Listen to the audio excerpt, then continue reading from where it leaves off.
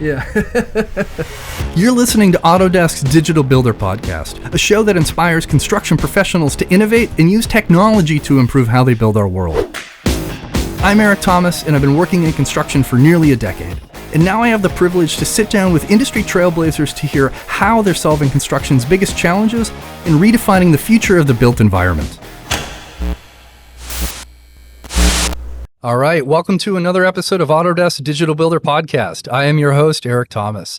And today I am joined by Giana Morini, Operations Technology Leader with DPR Construction. And we are sitting in the Autodesk office here in Boston in the Technology Center. So if you're listening on the audio version of this, you should head over to YouTube because I am surrounded by robots. There is a geodesic dome that is being built for habitats in outer space to my right. There's a whole bunch of cool stuff here, and it's definitely worth getting a quick glimpse at. So the Technology Centers, for those that aren't super familiar, they provide access to large format fabrication equipment, a whole range of robotics, training, and then expertise from our Autodesk technology personnel.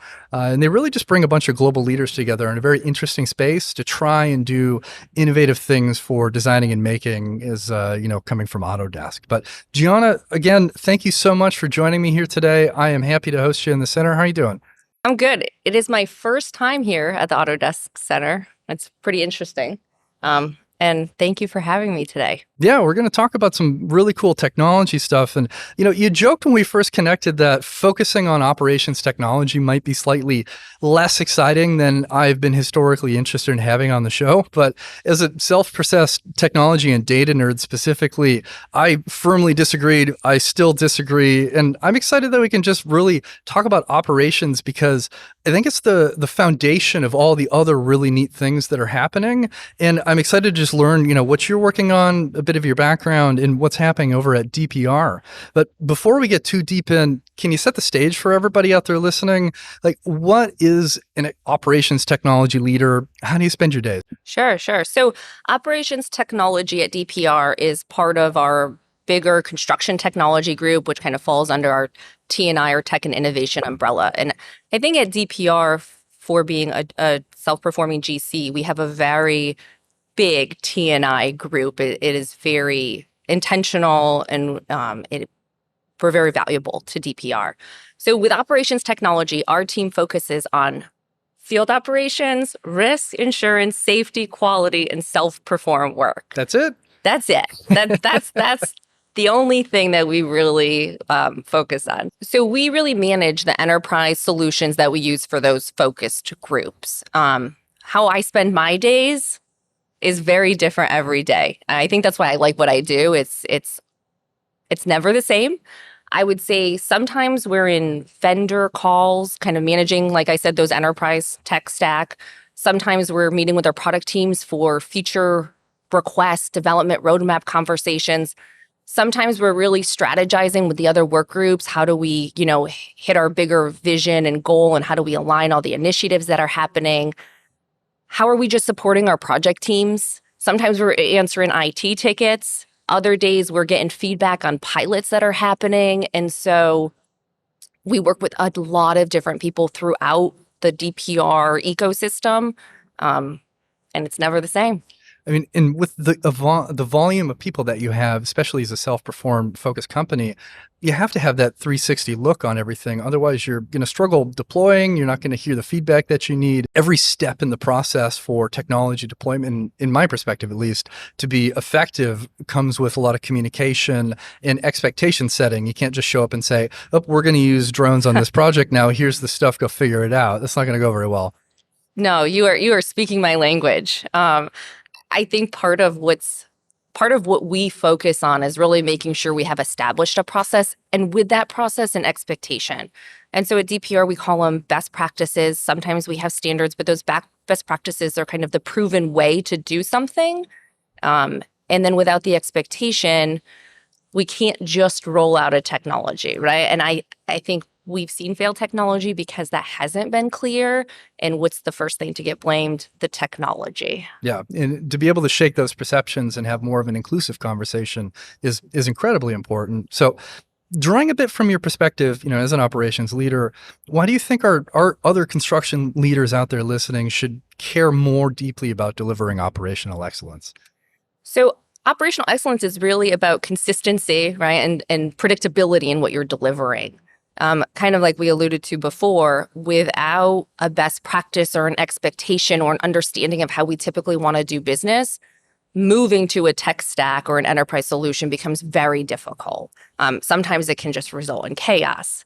The other element of this that I find and probably holds true for me is because we do have a set of best practices, we understand what good looks like. It allows us to also go above and beyond that and kind of explore for ourselves. And so anybody can kind of bring a value-added improvement or a different way of doing thing. And I think the ability to know you can have direct impact back to the business, because we're kind of that ever-improving, continuous learning type of culture, I think that really helps people stay. It makes a happier workplace, and I think it improves retention. Oh yeah, I mean, you have that clear North Star, and I like how you mentioned, what good looks like, because you have to define that for your organization. If you haven't thought about what your achieved outcome is, whether you're picking a piece of technology or focusing on a specific project, it's hard to push people in the same direction in a way that has focus and I think the ROI that everybody's anticipating. And so that's when your failed technology deployment starts to shape up. Yes. Yes. So since tech does play such a big part in your work, can you tell me what key questions you ask yourself or your team when considering adopting new technology or software or new processes? What does that look like? Yes. So there are a lot, and we probably don't even have them all covered.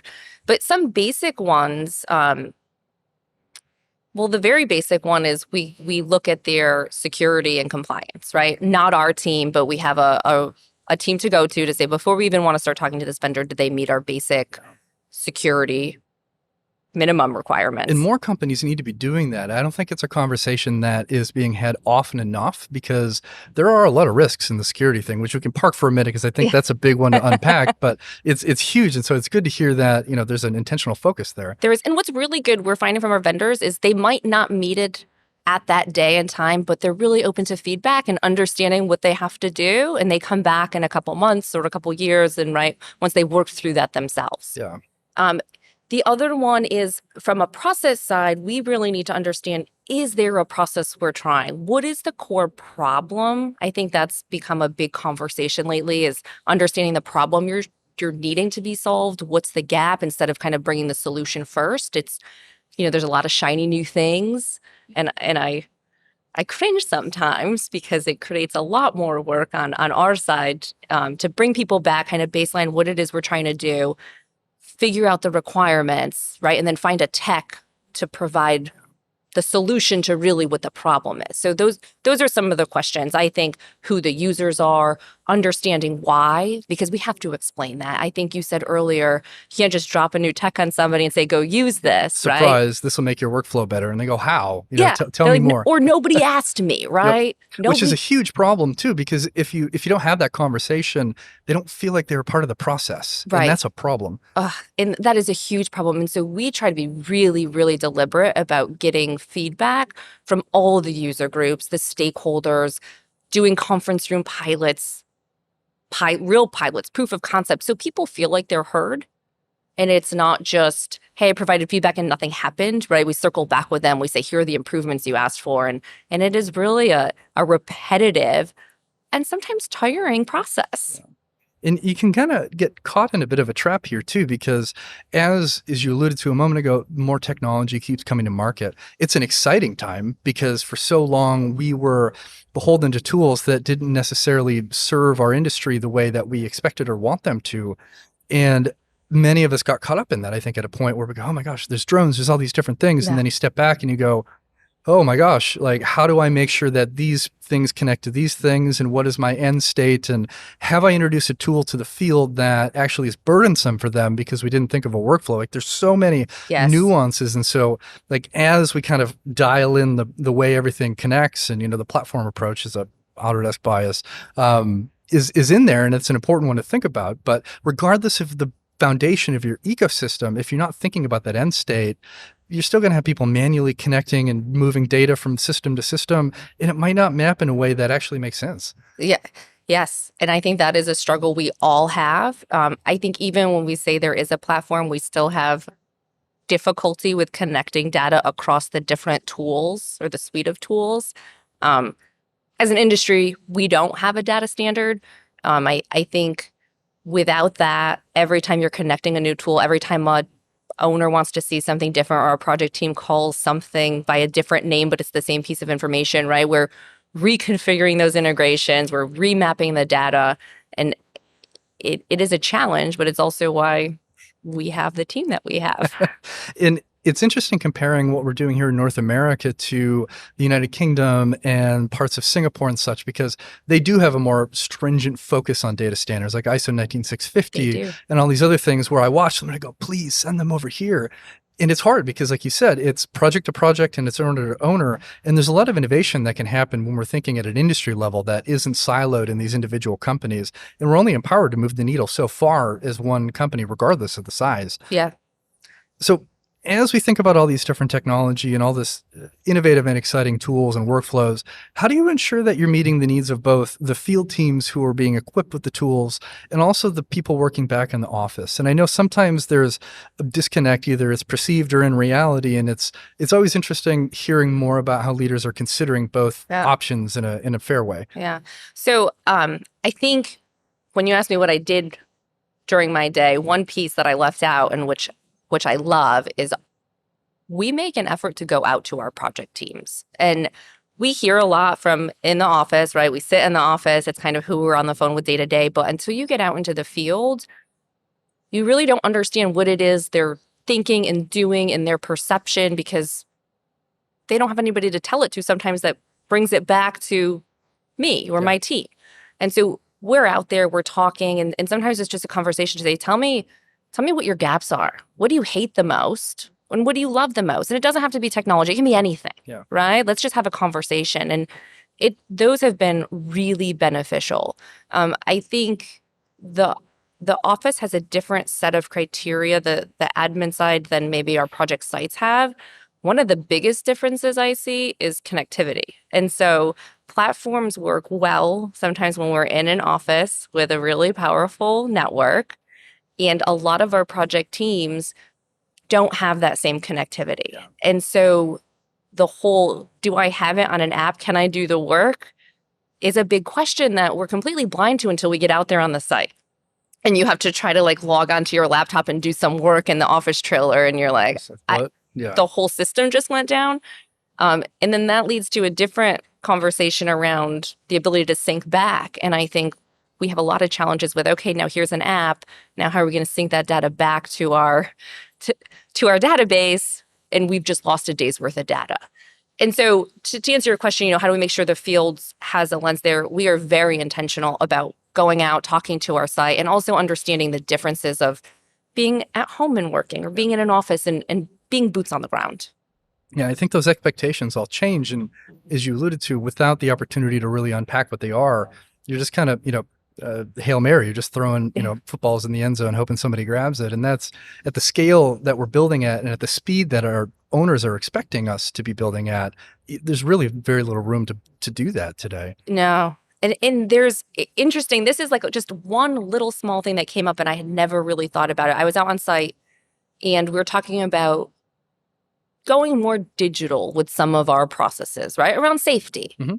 And one of the feedback from the site was, I like people to write it down because it makes them think about what it is they're doing for that day. And if I turn it into a form, how do I make sure they're having that activity of really going through the exercise and engaging everybody? It's like a depth of the thought process and conversation versus people clicking boxes. Exactly. And it's like, it took you to say that for a little light to go on. We can't just make everything digital. Maybe I shouldn't be saying that on a digital podcast. But it's okay.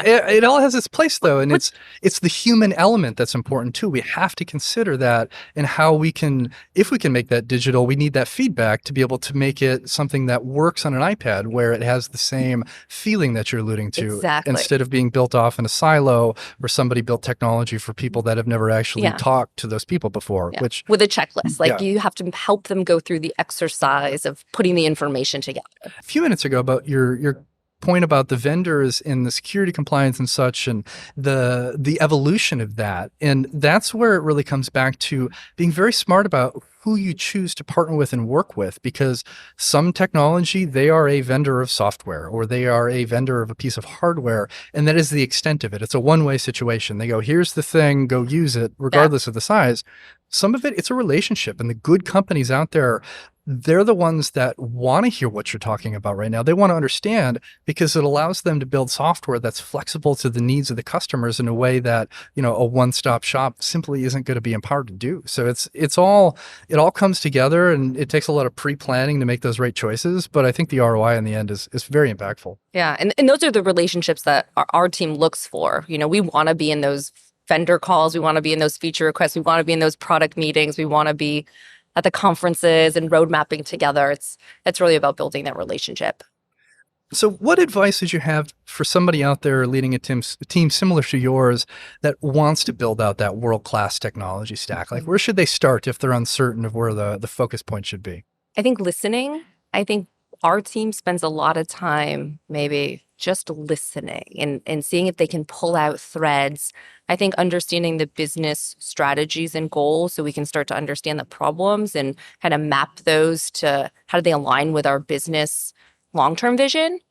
And then making sure, I think we brought it up, the relationship with the vendors is there. It's not just throw it over the fence and go use it and we're not going to change anything. I have a lot of advice. I think one thing that we've learned is you only have one time for a first impression with a technology. And so training, change management, and implementation and how you approach implementation is a make or break, right? And once somebody has a bad taste in their mouth for what they think is the technology when it might not be, right? It might be because you didn't train enough, you didn't configure it to how your field wants to see it. Yeah. Well, you got to set them up for success. Right? They go back and blame technology. And then as much as the technology may be improved in a year or you learn from your mistakes, you're too far in and it's really hard to recover. I remember when AR and VR and some of the headsets started coming out, 5, 6, 7 years ago, and the capability in the way that those felt to use, I most often saw as far as proposal reviews where you're showing the owner, this is what your building's going to look like. And they model a room or two and then they just go, yep, no big deal.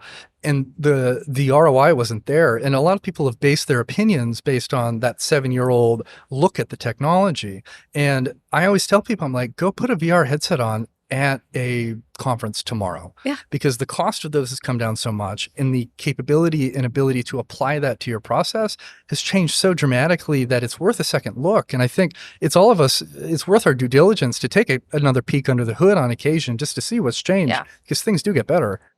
Yeah. And I think somebody just shared a fact with me, and I haven't fact checked it, but we should be planning to change technologies every 3 years because that's how quickly technology is improving. Wow.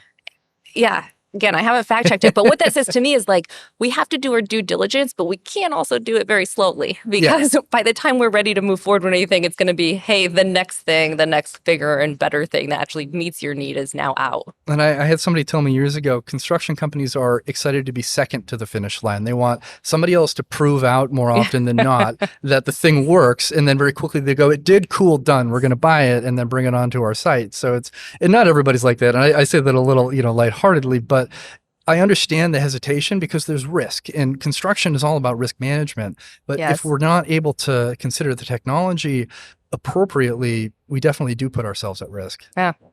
So in one of our earlier conversations, you mentioned capturing data with intent versus capturing data just to capture it. And anybody who's an active listener at Digital Builder, I should have a swear jar on my desk just because I say intentionality all the time, but it applies to so many aspects of technology deployment, process improvement, people management. There's a lot there. And so I'm curious to hear how our industry can do better at capturing data deliberately. Yeah, so I think this is a challenging question. And I think it really, you said intentional. I think it really comes down to understanding what it is we're trying to achieve and what do you need to achieve that, right? And then that gives you an understanding of the pieces of information you probably need to collect along the way. I think for a long time, construction has been very siloed, right? It's pursuit, it's pre-con, it's schedule, it's estimate, it's operations. And I think what we need to do is get better at understanding the cycle of information through that flow, so we're not throwing things away and restarting over. There's so much waste there. Oh yeah, I mean we've had this model that is bespoke projects every time, and it's hard. I understand there's a lot of requirements that make it difficult to say we're going to prefab everything and build it in a factory, but we are empowered to do a heck of a lot more than we ever have historically. And so there's so many ways that we can be deliberate as we kind of build that data gathering together. And a friend of mine, Nathan Wood, he from Spectrum AEC, I'm stealing a quote from him. He says that we have this data lake or a data sewer, and without capturing data with intent, we trend towards the data sewer because we shouldn't stop capturing data. We need to, but it's before you start, you think about, what do I want? What dashboardings do I need? What does my field team need in real time to make better choices? Or what does the office need to be able to understand the process? Or what does the owner need to feel, involved and see visibility on progress? And if you don't have that intent, it's a lot harder to reconcile your data afterwards. And then you find all the little gaps and you go, we can get 70% of the way there or 80% of the way there. If we had done this one thing or checked this little box in the thing differently, we'd be there. And you have to think through that out. And it's obviously not just a simple, quick, we're going to capture everything. Now we have our digital twin, but it's iterative. Right. And there's that saying, like, start with the end in mind. And that is hard. And I think part of why that's hard is because construction moves so fast. Yeah. Right. And I think planning is one of the hardest things to sit down and take the time to do. But if you do it well, right, you can execute more consistently. You can capture the right data. You can reduce the waste that all these different silos are creating. And there's an owner relationship that builds into that too. So as a former proposal manager, like, RFP is a swear word for me at this point. I'm like, keep it away. I don't want to do that dance anymore. But I have seen so many bad RFPs, whether they were just very simplistic and didn't qualify the full expectations, or if the owner didn't necessarily understand what's possible within the realm of the GCs they're asking to bid on that project. There's a relationship you can cultivate where you can upwardly say, we have all these expertise and here's some perspective on, data and dashboarding. And do you want a digital twin? Because if you do, you should probably tell us now and not in 6 months, because we can get there, but it's harder. And so it's exciting right now because we have all the visibility on all of these ideal states, but there are a lot of steps that we have to think about. And, the planning part, like you said, it's huge. And I think it starts at the RFP and then onward from there. I agree. And we actually have a team in DPR that helps owners do that. And so we can early engage and help define with the owner, what is your end result? Do you want a full facility management system? Do you just want a really good as-built? And then we have a facility management system, right, that we can offer at the end of the year. Yeah, which is better than a pile of binders and CDs. And you go, here, 10 years from now, your facility manager is going to go, what on earth is in this wall? And everybody's going to shrug. Yeah. So like we're in a better state today, which I'm very thankful for. And we mentioned data standards a minute ago, but I'd like to come back to that. And sure. I still think there's a lot we can learn from our friends in APAC and EMEA on some of the formalization that's coming from the government level, because it pushes everybody to have the same conversation. And I think it allows for growth in our industry. But at the state the United States is right now, obviously we're not there. So we're more organizational data standards. And so I'd like to hear a bit more about the standards and how you think about that at DPR. I agree with you that I think a lot of times it starts with the government setting some type of standards, the American Society of whatever setting those standards, and kind of the commercial residential side following suit. Yeah. And I came from the federal world, so I'm biased in that painful RFP dance of you didn't dot that I and now that goes in the trash. But it goes beyond that, obviously. Yeah. And so with DPR, we're working right now on really setting up a data schema and understanding what that looks like for our needs, for our clients' needs, to successfully execute a project. And in doing so, right, when we understand how to connect data through that life cycle and we have a standard and a schema, it also removes some of our attachment to a certain technology or what technology the project has to use, because we now understand the information can go into the normal structure, right? And we're not going to be interrupting the dashboards that we know we need to run our projects. Yeah. Like you build that baseline and then you can kind of iterate from there. And it's also the conversation that I like here. We did a research report with FMI a couple of years ago that I had the privilege of co-leading with Jay Bowman, who's a very good friend of mine. Wonderful. If you don't know Jay Bowman and you're listening out there, go look him up because he's sharing some really wonderful stuff for our industry. But the state of decision paralysis that many leaders have, especially at mid and smaller size companies when it comes to data standards and capture, it's challenging because when you haven't implemented that and you've gotten so deep into the technology deployment, it's hard to say, okay, what do I do to start standardizing this and cleaning up our data capture? Messy. But I always tell people, we learned it's pick a focus area. What is the most advanced at your company in technology? Is it safety? Is it some other element of operations? Standardize that, build that proof case, help people understand why you're doing it and why you're asking them to capture that data in a certain way. Then you can show everybody else, look at how good the safety team's doing. They can look at the entire company at an aggregate level with a dashboard where you can't if everything is disparate and captured differently. And then you start applying that into different aspects of the business. And then, maybe it's a year, maybe it's 2 years. Then you have the iterative scenario where, everything looks so much better. So I think as long as we're focusing in the right areas and at the right scale at the right moment, we're still empowered to make change. It doesn't have to be the entire company at one moment, and especially an organization the size of DPR, that would be chaos. You go, we're going to apply all these standards here tomorrow, and here we go. Everybody's going to panic. Yeah. And we've started, right? It's not like, hey, we're a blank slate. Safety, there are standards. Yeah, of course. How we capture safety. Yep. And that's one of the easiest places to start because Yeah. everybody is, for good reason. First thing you think about on a project and last thing is going to be safety. No. We talked about dashboards for a minute, and I'd like to go a little bit deeper into, what you're seeing and what your team is deploying.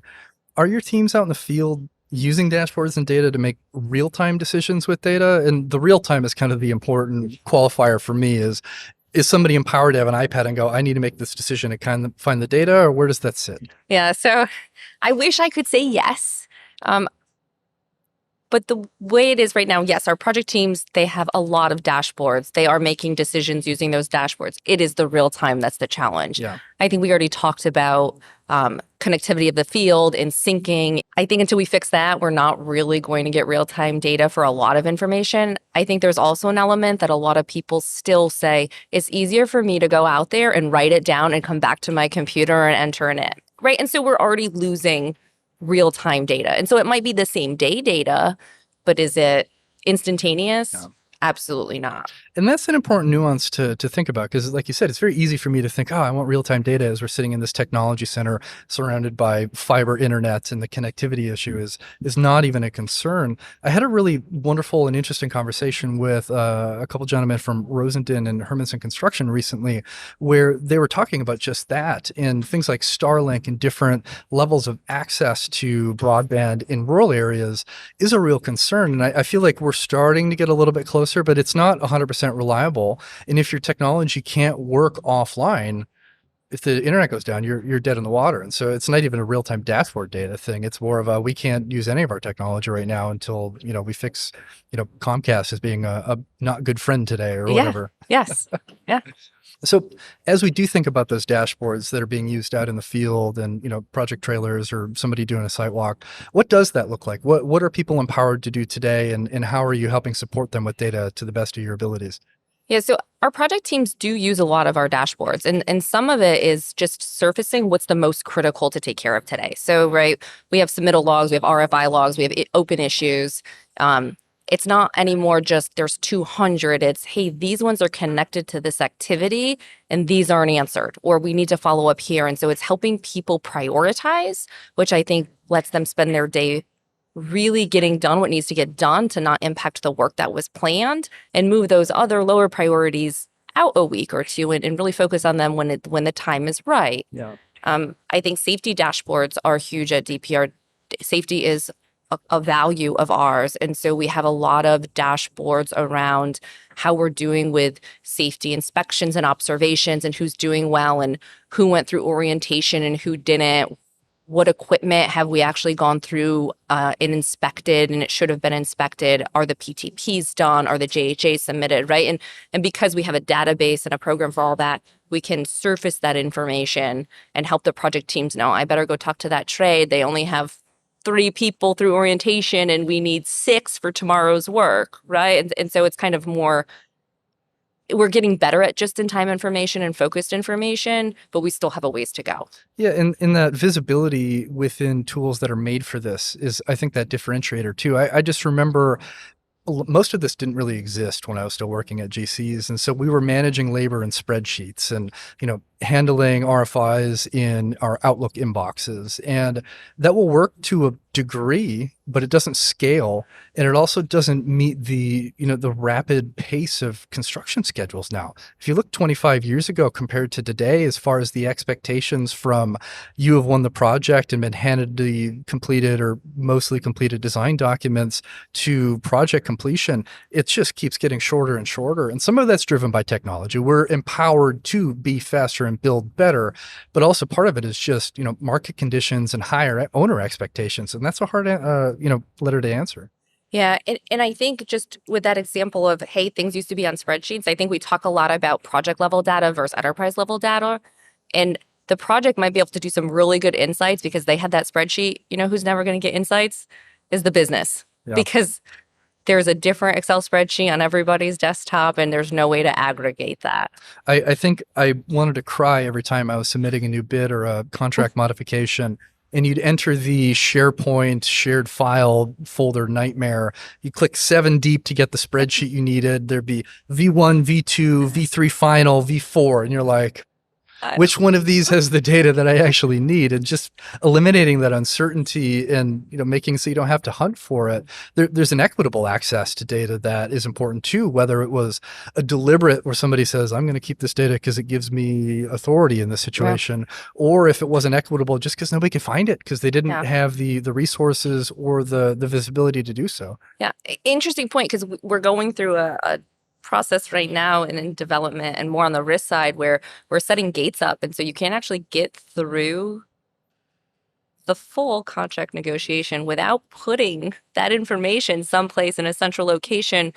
So our risk team or our PXs or our next project that has similar things can go find it, right? And learn from it. And that's so much time waste. Even if they find the right data that they were looking for, if it took them a half an hour to go find that, they're probably going to go home a half an hour later that day because there is very little room for, making those time wasting, moments. And so it was part of why I stopped being a proposal manager, if I'm being very honest, is I would have 2, 3, 4, $200 to $400 million proposals due in a 2-week span, and I was under-resourced and I was working like a beast because there were no tools at that point that were created to manage those bids, that they were created to manage the proposals. Everyone was different. And so now as technology is helping our estimating team and pre-con team take and get apples to apples bids, it's not 2 minutes before it's due that I'm trying to shove an Excel sheet off into the internet and hope it's, on time for the bid. And that process is changing. And I think it's allowing us, one, to do better because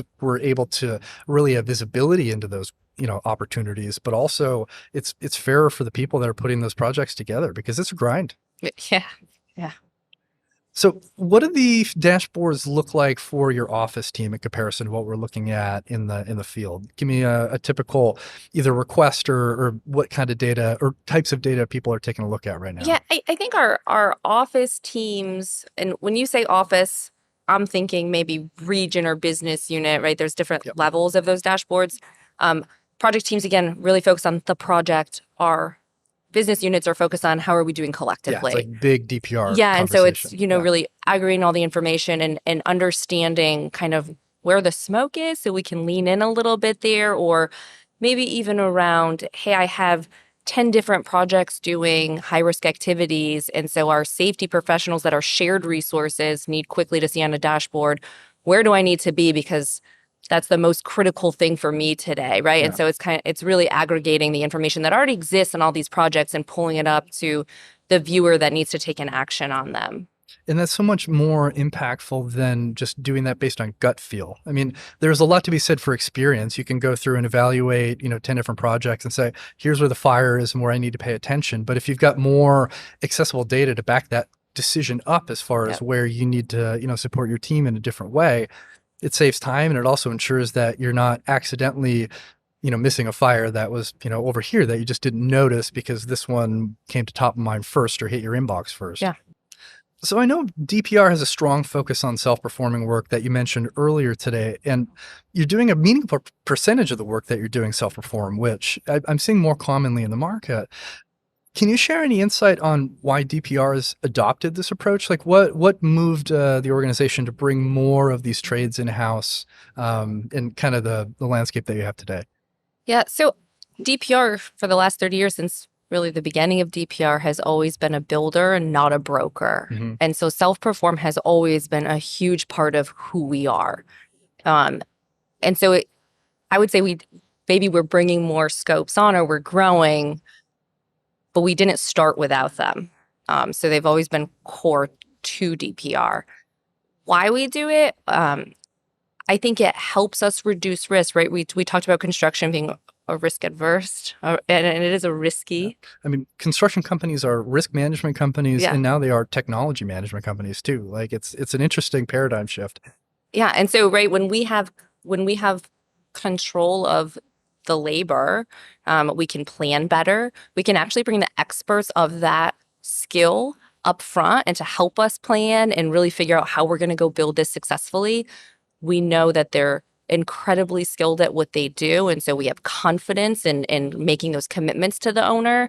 And so I think, and now, right, in a labor shortage, we're not seeing as big an impact because we're all one. We're under one roof. And I love that 360 conversation too that you alluded to, where you're in the design phase and you're working with your owner, but you have that skilled tradesperson who could come in and say, I don't think we can build it that way, and this is my experience, versus other organizations where they might not find that out until they're actually on site and they bring the specialty contractor in who owns that scope of work, and they go, the design documents as sitting today aren't going to be successful. Yeah. And this is why. And then you're in change order land and it introduces risks, schedule slippage, all kinds of other things that it sounds like you can mitigate more successfully too.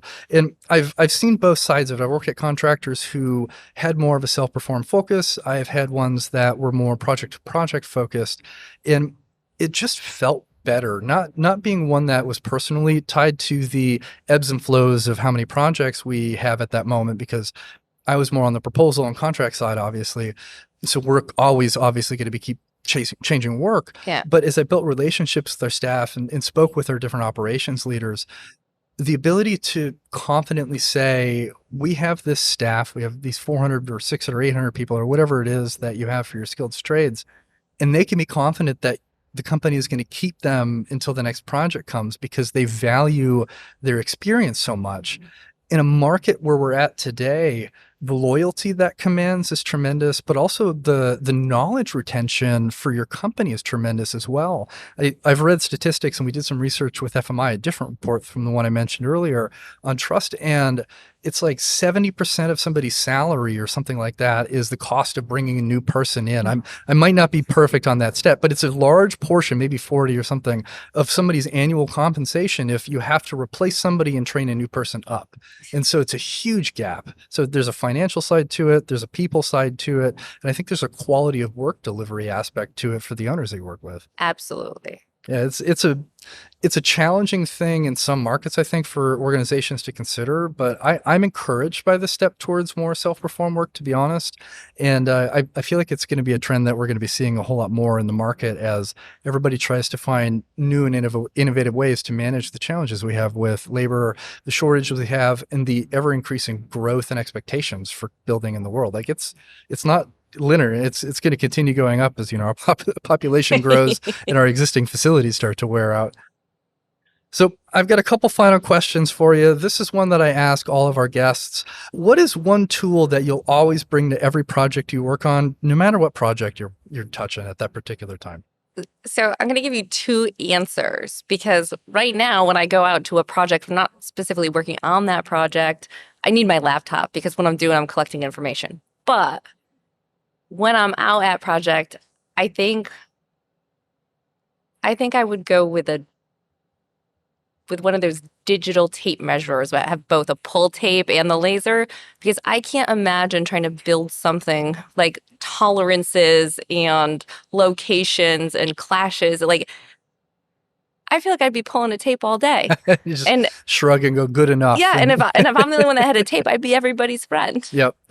I've heard that answer a couple times. I Okay. think I personally have 4 tape measures at home. I have one in my desk in my office, I have one in my garage, and I have a couple in my workshop because I'm also inclined to lose things. And so it's good to say, okay, I have one right here, and if it's magically vanished, I know exactly where another one is going to be as well. So it's a great answer, and the precision is obviously important. There's so many tools that can help us do that today too. I mean, even some of the newer iPhones have the LiDAR in them, and it's not perfect. So you've got to pick and choose when you'd use that tool versus a more, purpose-built tool for, your laser scanning or whatever. But like, that's a cool answer. I like it. I am interested though. What is yours? What is my tool? Yeah. I've never had that one turned around on me again.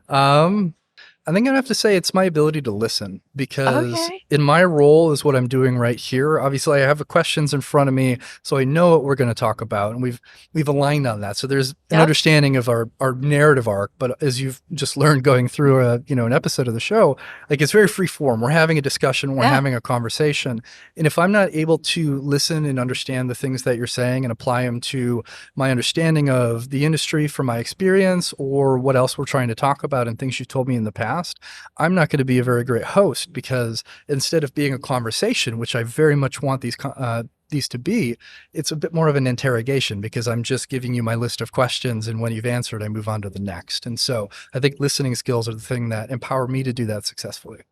That's a good answer. Yeah, I've never had anybody turn a question around on me like that, so I Sorry. like it, actually. I like being in the hot seat. I've been a guest on a couple other podcasts. It's a very different perspective when you're not the one pushing buttons. You said it was a conversation. I like to ask questions. It's good. No, it's indicative of what your experience is out on the site, and making sure that your teams are comfortable and they have all the things that they need. So I love it. So what's the best way for your listener, or for our listeners, your listeners? See, I'm tied up into it's your podcast now. Hey. That's great. What's the best way for everybody out there listening to reach out to you, or is there anything you'd like to share with them, while you have the opportunity today? Yeah, you can find me at LinkedIn, Giana Morini.